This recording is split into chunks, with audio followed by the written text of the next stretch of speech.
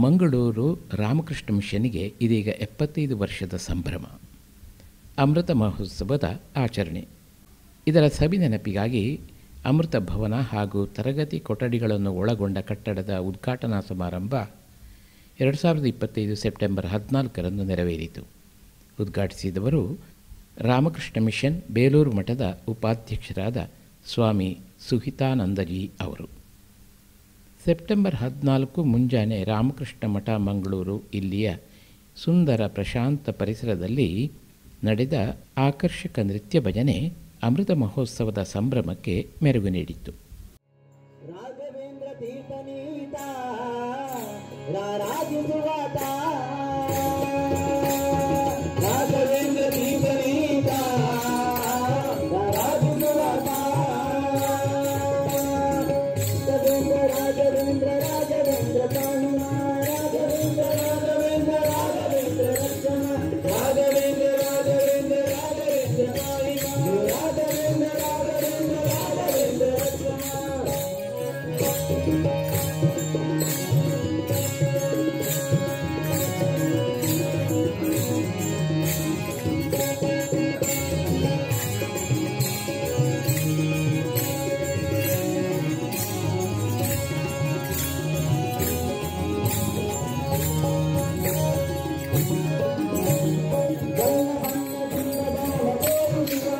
ಬಹಳ ಬಣ್ಣದ ಬೀಜಗಳ ಸಾಗಿಸುವಾತ, ಬಣ್ಣ ಬಣ್ಣದಿಂದ ಬಹಳ ತೋರಿಸುವಾತ, ಬಹಳ ಸಣ್ಣದೊಂದ ಬೀಜಗಳ ಸಾಗಿಸುವಾತ, ಪುಣ್ಯವಂತರಿಂದ ಬಹು ಪೂಜದುವಾತ, ಪುಣ್ಯವಂತರಿಂದ ಬಹು ಪೂಜದುವಾತ, ನಮಗೆ ಕಣ್ಣ ಹಾಕುವಂತ ಕಾಣಿಸುವಾತ, ರಾಘವೇಂದ್ರ ತೀರ್ಥ ಗೀತ ರಾಜಿಸುವಾತ.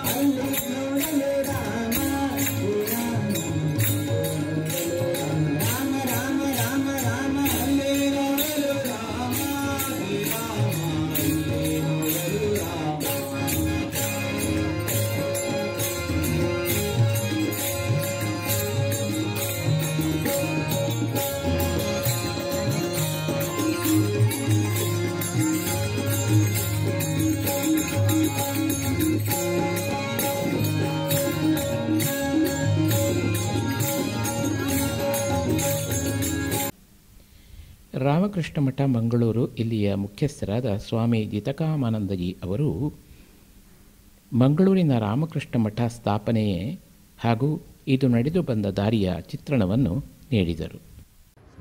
ಅದು ಕಾನೂನು ವಿದ್ಯಾಭ್ಯಾಸ ಮಾಡಬೇಕು ಅಂತಿದ್ದೆ, ವೈದ್ಯಕೀಯ ವಿದ್ಯಾಭ್ಯಾಸ ಮಾಡಬೇಕು ಅಂತಿದ್ದರೆ ಇಲ್ಲಿಂದ ಬಹುದೂರ ಇರತಕ್ಕಂಥ 1000 ಕಿಲೋಮೀಟರ್ ದೂರ ಇರತಕ್ಕಂಥ ಮಡ್ರಾಸಿಗೆ ಹೋಗಬೇಕಾಗ್ತದೆ. ಆ ಮಡ್ರಾಸಿಗೆ ಆ ಸಮಯದಲ್ಲಿ ಮಡ್ರಾಸಿನಲ್ಲಿ ಇಲ್ಲಿಯ ಅನೇಕ ಯುವಕರು ಅಲ್ಲಿ ಹೈಯರ್ ಎಜುಕೇಷನ್ ಮಾಡ್ತಾಯಿದ್ರು ಅನೇಕರು. ಅದೇ ಸಮಯಕ್ಕೆ 1892ರಲ್ಲಿ ವಿವೇಕಾನಂದರು ಕನ್ಯಾಕುಮಾರಿಯಿಂದ ಮಡ್ರಾಸಿಗೆ ಬಂದರು. ಅದು ಒಂದು ಪರ್ವಕಾಲ ಅಂತ ನಾನು ಹೇಳ್ತೀನಿ. ನಮ್ಮ ದಕ್ಷಿಣ ಭಾರತಕ್ಕೆ ಒಂದು ವಿಪ್ಲವವನ್ನೇ ಮಾಡಿರ್ತಕ್ಕಂಥ ಸಮಯ ಅದು. ಸ್ವಾಮಿ ವಿವೇಕಾನಂದರಿಂದ ಅನೇಕರು ದರ್ಶನ ಮಾಡಿದ್ರು, ಅವರಿಂದ ಪ್ರಭಾವಿತರಾದರು, ಅವರ ವ್ಯಕ್ತಿತ್ವಕ್ಕೆ ಮಾರು ಹೋದರು. ಅದರಲ್ಲಿ ನಮ್ಮ ಈ ಕರಾವಳಿ ಪ್ರದೇಶದ ಅನೇಕರು ಅದರಲ್ಲಿ ಹಾಗೆ ಪ್ರಭಾವಿತರಾದರು. ಅದರಲ್ಲಿ ಒಬ್ಬರು ಶ್ರೀನಿವಾಸ್ ಪೈ ಅನ್ನೋರು. ಆಗ ಅವರು ಲಾ ಕಲಿತಾ ಇದ್ದರು. ಅವರು ಸ್ವಾಮಿ ವಿವೇಕಾನಂದ ಪ್ರಭಾವಿತರಾಗಿ ತಮ್ಮ ಅನುಭವಗಳನ್ನು ನಂತರ ಅವರು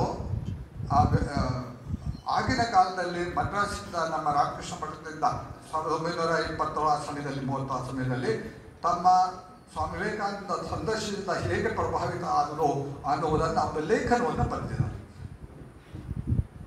ಅದು ವೇದಾಂತ ಕೇಸರಿಯಲ್ಲಿ ಅದು ಮೂಡಿ ಬಂದಿದೆ. ನಂತರ ಅದೇ ಆರ್ಟಿಕಲನ್ನು ಸ್ವಾಮಿ ವಿವೇಕಾನಂದ ಆ್ಯಂಡ್ ಹಿಸ್ ರೆಮಿನಿಸೆನ್ಸ್ ಎನ್ನುವ ಪುಸ್ತಕದಲ್ಲಿ ಛಾಪವಾಗಿದೆ. ಅದು ಪ್ರಿಂಟ್ ಆಗಿದೆ, ನೀವಿಗೂ ಸಹ ನೋಡ್ಬೋದು. ಹಾಗೆ ಸ್ವಾಮಿ ವಿವೇಕಾನಂದದಿಂದ ಪ್ರಭಾವಿತರಾಗಿರ್ತಕ್ಕಂಥ ಅನೇಕ ಯುವಕರು ವಿದ್ಯಾಭ್ಯಾಸ ಮುಗಿಸಿ ಮಂಗಳೂರಿಗೆ ಬಂದ ನಂತರ ಇಲ್ಲಿ ಸ್ವಾಮಿ ವಿವೇಕಾನಂದ ಸರ್ವಿಸ್ ಸೊಸೈಟಿ ಅನ್ನುವ ಒಂದು ಸಂಸ್ಥೆಯನ್ನು ಸ್ಥಾಪನೆ ಮಾಡಿ ಅದರ ಮುಖಾಂತರ ಬಹಳಷ್ಟು ಕಾರ್ಯಕ್ರಮಗಳನ್ನು ನಾವು ನಡೆಸ್ತಾ ಇದ್ರು. ಜೊತೆಗೆ ಆ ಕಾಲದಲ್ಲಿ ಮಡ್ರಾಸಲ್ಲಿರ್ತಕ್ಕಂಥ ರಾಮಕೃಷ್ಣ ಮಠದಿಂದ ಸ್ವಾಮಿಗಳನ್ನು ಕರೆಸಿ ಇಲ್ಲಿ ಪ್ರವಚನವದ ಮಾಲಿಕೆಯನ್ನು ಇಡ್ತಾ ಇದ್ರು. ಹೀಗೆ ಸ್ವಾಮಿ ವಿವೇಕಾನಂದ ಪ್ರಭಾವಿತರಾಗಿರ್ತಕ್ಕಂಥ ಈ ನಮ್ಮ ಕರಾವಳಿಯಲ್ಲಿ ಅದೇ ಸಮಯದಲ್ಲಿ ಅನೇಕರು ಸ್ವಾಮಿ ವಿವೇಕಾನಂದರ ಶ್ರೀರಾಮಕೃಷ್ಣರ ಜೀವನದಿಂದ ಉಪದೇಶದಿಂದ ಪ್ರಭಾವಿತರಾಗಿ ರಾಮಕೃಷ್ಣ ಮಿಷನ್ನಲ್ಲಿ ಬ್ರಹ್ಮಚರ್ಯಾಗಿ ಸೇರಿ ನಂತರ ಅವರೆಲ್ಲರೂ ಅನೇಕರು ಸನ್ಯಾಸಿಗಳಾಗಿದ್ದಾರೆ. ಅದರಲ್ಲಿ ನೆನೆಸಿಕೊಳ್ಳಬೇಕಾಗಿರ್ತಕ್ಕಂಥದ್ದು ಪರಮ ಪೂಜ್ಯರಾಗಿರ್ತಕ್ಕಂಥ ಶ್ರೀಮತ್ ಸ್ವಾಮಿ ವೀರೇಶ್ವರಾನಂದಜಿ ಮಹಾರಾಜ್ ಅವರು 1916ನೇ ಇಸವಿಯಲ್ಲಿ ಅವರು ಮಡ್ರಾಸ್ ಮಠವನ್ನು ಸೇರಿದರು. ನಂತರ ಅನೇಕರು ಸಹ ಮಡ್ರಾಸ್ ಮಠ ಸೇರಿದ್ದಾರೆ. ಈಗಲೂ ಸಹ ಈ ಕರಾವಳಿ ಪ್ರದೇಶದಲ್ಲಿ ಅನೇಕರು ಸ್ವಾಮಿಗಳಾಗಿದ್ದಾರೆ, ಬ್ರಹ್ಮಚರ್ಯರಾಗಿದ್ದಾರೆ.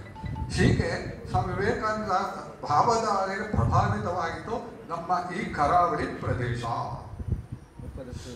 ಇಲ್ಲಿನ ಆಗಿನ ಕಾಲದಲ್ಲಿ ಇರ್ತಕ್ಕಂಥ ಭಕ್ತರು ಅನೇಕರು, ಕೇಶವಯ್ಯ ಅವರು ಇನ್ನು ಅನೇಕರು ಬೇಲೂರು ಮಠವನ್ನು ಸಂಪರ್ಕಿಸಿ ಮಂಗಳೂರಿನಲ್ಲಿ ಒಂದು ಶಾಖೆ ಆರಂಭ ಮಾಡಬೇಕು ಅಂತ ಕೇಳಿಕೊಂಡರು. 1947ನೇ ಇಸವಿಯಲ್ಲಿ ಒಂದು ಬಾಡಿಗೆ ಮನೆಯಲ್ಲಿ ರಾಮಕೃಷ್ಣ ಮಠ ಆರಂಭ ಆಯಿತು. ಇದೇ ನಮ್ಮ ಪೆಟ್ಲಾಂಪೇಟ ಗಾಂಧಿನಗರದಲ್ಲಿರ್ತಕ್ಕಂಥ ಬಾಡಿಗೆ ಮನೆಯಲ್ಲಿ. ಅದಕ್ಕಿಂತ ಮೊದಲು 1940ನೇ ಇಸವಿಯಲ್ಲಿ ನಮ್ಮ ಈ ಮಂಗಳೂರಿನಲ್ಲಿ ಅನೇಕ ಅನಾಥ ಮಕ್ಕಳಿದ್ದರು, ಮತ್ತು ಬಡ ಮಕ್ಕಳಿದ್ದರು, ವಿದ್ಯಾಭ್ಯಾಸದ ವಂಚಿತರಾಗ್ತಾ ಇದ್ದರು. ಅವರಿಗೆ ಒಂದು ವಿದ್ಯಾಭ್ಯಾಸವನ್ನು ಕೊಡಬೇಕು ಅನ್ನುವ ದೃಷ್ಟಿಯಿಂದ ಸನ್ಮನಸ್ಕರಾಗಿರ್ತಕ್ಕಂಥ, ಹೃದಯವಂತರಾಗಿರ್ತಕ್ಕಂಥ, ಈಗಲೂ ಅವ್ರನ್ನ ನಾವು ನೆನೆಸ್ಕೊಳ್ತಾ ಇರ್ತಕ್ಕಂಥ ಈಗಾಗಲೇ ಹೇಳಿದ ಸಾಹುಕಾರ ವೆಂಕಟೇಶ್ ಪೈ ಅವರು ಮತ್ತು ಅವರ ಸ್ನೇಹಿತರೆಲ್ಲರೂ ಸೇರಿ ಹಿಂದೂ ಸೇವಾ ಸಂಘ ಎನ್ನುವ ಒಂದು ಸಂಸ್ಥೆಯನ್ನು ಹುಟ್ಟುಹಾಕಿ ಅದರ ಅಡಿಯಲ್ಲಿ ಬಾಲಕಾಶ್ರಮ ಅನ್ನೋದನ್ನು ಆರಂಭ ಮಾಡಿದ್ರು 1940ನೇ ಇಸವಿಯಲ್ಲಿ. 10 ವರ್ಷಗಳ ಅದನ್ನು ಹೇಗೆ ನಡೆಸ್ಕೊಂಡು ಹೋದ ಮೇಲೆ ವೆಂಕಟೇಶ್ ಪೈ ಅವರಿಗೆ ಅನ್ನಿಸ್ತು ಇದನ್ನು ಒಂದು ಆ ಸಂಸ್ಥೆಗೆ ಕೊಡಬೇಕು, ಅದ್ರ ಮುಖಾಂತರ ಹಿಡ್ಕೊಂಡು ಹೋಗಬೇಕು ಅನ್ನುವ ಮಹದಾಶೆಯಿಂದ, ಇದು ಮುಂದುವರಿಬೇಕು ಅನ್ನೋ ಮಹದಾಶೆಯಿಂದ ಅವರು ಅವರ ಸ್ನೇಹಿತರ ಸೂಚನೆ ಪ್ರಕಾರ ಇದನ್ನು ರಾಮಕೃಷ್ಣ ಮಠ ಬೇಲೂರು ಮಠಕ್ಕೆ ಅವರು ಕೊಡಬೇಕು ಅಂತ ನಿಶ್ಚಯ ಮಾಡಿದ್ರು.